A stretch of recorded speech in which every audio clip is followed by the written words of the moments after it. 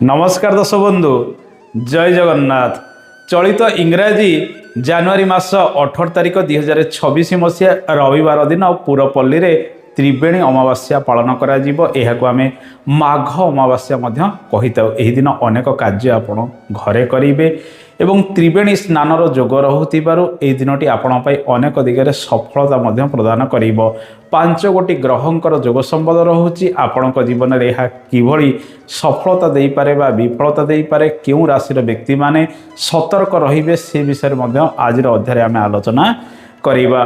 दर्शक बंधु, अमावास्या रविवार दिन रहुथिबारु आपण सर्वप्रथमे घर द्वार को परिष्कार परिच्छन्न करंतु। पूर्व दिन शनिवार रहिबो, तेणु ये शनिवार दिन घर को परिष्कार परिच्छन्न संपूर्ण रूपे करवा आवश्यक। अमावास्या रहुथिबारु आपण घर द्वार परिष्कार परिच्छन्न करने सहित घर को अळंधु मुक्त करंतु। छात को परिष्कार परिच्छन्न करवा आवश्यक। पानी रे गोड़ा लुण पकाई घर को परिष्कार परिच्छन्न करदेवा आवश्यक। गोमूत्र सिंचन करंतु, अशुभत्व दूरीकरण हम। यही दिन अलभ्य स्नानर जोग रहुथिबारु पवित्र नदी मानकरे आपण स्नान इत्यादि करें। सूर्यदेव उपासना करने सहित श्रीहरि वैष्णु पाखे पूजा अर्चना करने आवश्यक। तुलसी इत्यादि अर्पण करंतु। दान पुण्यर दिन रहुथिबारु आपण एही दिन गरीब असहाय लोकंकु वस्त्र दान दियंतु। लाल वस्त्र सहित अन्यान्य द्रव्य मध्य आपण दान कले शुभ फल गुड़िक मिलता है। अमावास्या रहुथिबारु बुला कुकुर, काऊ, महिषी इत्यादि को भरपूर खाइबाकू दियंतु। विकलांग लोक माननकु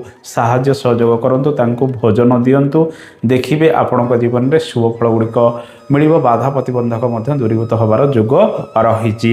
एही दिन चारि मुखार दीपटीए आपण घरर बाहरे लगाइबे संध्या समय, कारण ए सब दीप जदि अमावास्या दिन लगा जाए कि शनिवार दिन लगा जाए, घरे जहाँ सब अशुभत्व शक्ति गुड़िक रही अनेक क्षेत्र में दूरीकरण होता है।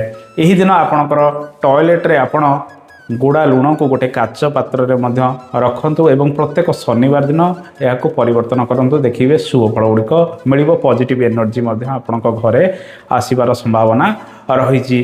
घरर चारि कोणरे आपण एही दिन रात्रि रे किछि किछि लुण रखी दियंतु एवं ता पर दिन से लुण को एकाठी करी गोटे कपड़ा बांधी किंबा ताकू गोटे पात्र रे एकाठी करी बही जाउथिबा जल रे भसाई दियंतु। जदि नदीर किछि सुविधा नाही आपण ताकू गात खोली पोती दियंतु। अशुभत्व शक्ति गुड़िक दूरीकरण एही दिन मध्य होता है।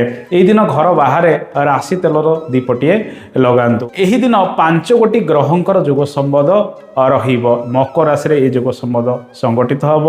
विशेषकर चंद्र, रवि, मंगल, बुध, शुक्रंकर जोग संबंध मकर राशि रे रहुथिबारु किछि राशि रे शुभ फल वृद्धि पाइबो। किछि राशि रो व्यक्ति माने सतर्क रहिबे। से विषय आगो को जानिबा। आसंतु जानिबा पंचांगर स्थिति किपर रहिबो।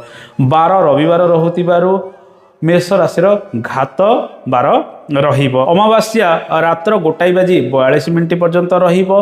सूर्य उदयरु संध्या 5:46 पर्यंत धनु चंद्र रहिबो। तत्परे मकर चंद्र आरंभ होइजिबो। एही दिन सूर्य उदयरु संध्या 5:46 पर्यंत तुला एवं कुंभ राशि घात चंद्र रहिबो एवं 5:46 परठारु सिंह राशि घात चंद्र रहिबो। राहु काल एही दिन अपराह्न 4:09 ठारू संध्या 5:32 पर्यंत रहिबो। यह एक अशुभ काल अटे। एही दिन श्री माँ विरजा देवींकर जन्मोत्सव रहुथिबारु आपण माँ विरजांकर दर्शन करंतु। शुभ फल गुड़िक मिलिबो। दर्शक बंधु, आसंतु जानिबा अमृत बेला केउ समय रहिबो। दिन 7:10 ठारू दिवा 10:08 पर्यंत रहिबो। तत्परे रात्र 8:09 ठारू 10:42 पर्यंत अमृत बेला रहिबो। 5 गोटी ग्रहंकर जोग संबंध मकर राशि रे संगठित होउथिबारु किछि किछि राशि व्यक्ति माने टिके सतर्कता अवलंबन करिवे। से राशि गुड़िक जदि देखिबा मिथुन, कुंभ, तुला एवं सिंह, ये जो 4 गोटी राशि व्यक्ति माने अधिक सतर्कता अवलंबन करवा आवश्यक। क्यों क्यों राशि रे शुभ फल प्राप्ति हम से विषय आसंतु जानिबा। एही दिन मेष, कर्कट, बिच्छा, मकर और मीन राशि रे सर्वाधिक शुभ फल प्राप्ति हम।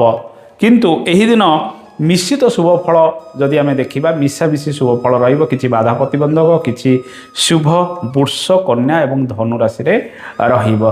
दर्शक बंधु, ଏ ତ ଥିଲା ତ୍ରିବେଣୀ ଅମାବାସ୍ୟା ଉପଲକ୍ଷେ ରାଶିଫଳର କାର୍ଯ୍ୟକ୍ରମ। ଆପଣ ଘରେ ଏବଂ ବାହାରେ ଏସବୁ ଉପାୟ ଗୁଡ଼ିକ କରନ୍ତୁ। ଅମାବାସ୍ୟା ଦିନ ବିଭିନ୍ନ କାର୍ଯ୍ୟକ୍ରମ ଗୁଡ଼ିକ କରାଯାଏ ଏବଂ ଅମାବାସ୍ୟା ଦିନ ଆପଣ ଗୋଟେ ଭଲ ଉପାୟଟିଏ କରନ୍ତୁ। ଗୋଟେ ଖାଦ୍ୟକୁ ଚାରି ଭାଗ କରିଦିଅନ୍ତୁ। କିଛି ଅଂଶ ଆପଣ ଚାରି ଛକରେ ରଖିବେ, କିଛି ଅଂଶ ଗୋମାତାକୁ ଦିଅନ୍ତୁ, କିଛି ଅଂଶ କାଉକୁ ଖାଇବାକୁ ଦିଅନ୍ତୁ, କିଛି ଅଂଶ କୁକୁରକୁ ଖାଇବାକୁ ଦିଅନ୍ତୁ ଏବଂ ତତ୍ପରେ ଆପଣଙ୍କର ଖାଦ୍ୟ ଯାହା ବଢ଼ାଇଛି ତାକୁ ଗ୍ରହଣ କରନ୍ତୁ। ଦେଖିବେ ଆପଣଙ୍କ ଜୀବନରେ ବାଧା ପ୍ରତିବନ୍ଧକ ଦୂରୀଭୂତ ହେବ, ଆପଣଙ୍କର ମନସ୍କାମନା ମଧ୍ୟ ପୂରଣ ହେବ।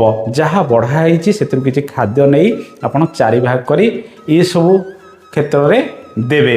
ଆଶା କରେ ଏ କାର୍ଯ୍ୟକ୍ରମଟି ଆପଣଙ୍କୁ ଭଲ ଲାଗିଥିବ। କାର୍ଯ୍ୟକ୍ରମ ସମ୍ପର୍କରେ ମତାମତ ଦେବେ। ରହୁଛି। ଜୟ ଜଗନ୍ନାଥ। ଧନ୍ୟବାଦ।